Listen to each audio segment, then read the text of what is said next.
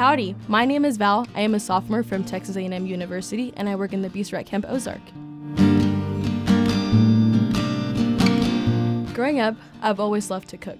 It's so fun to make something you're proud of and share it with others. When Ozark came calling and said I could do what I love in a beautiful place with amazing people while helping kids learn how to cook too, I was so excited. What an opportunity. Every day, I get to teach classes of 15 to 20 kids at a time, seeing the joy that covers their faces when they learn something new. And of course, kids love to eat, so they're always excited to see me. While I'm not in the cabins directly, I still get to build relationships with the kids and see them grow throughout the sessions. It's been really fun to get to know so many amazing kids and be a positive voice to encourage them and help them grow. The relational aspect of this role is definitely my favorite part.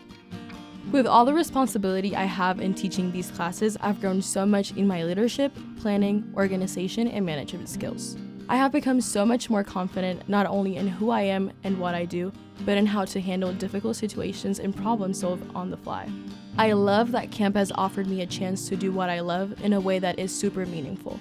This summer has grown me personally and spiritually, and I'm excited to take everything that I've learned back home.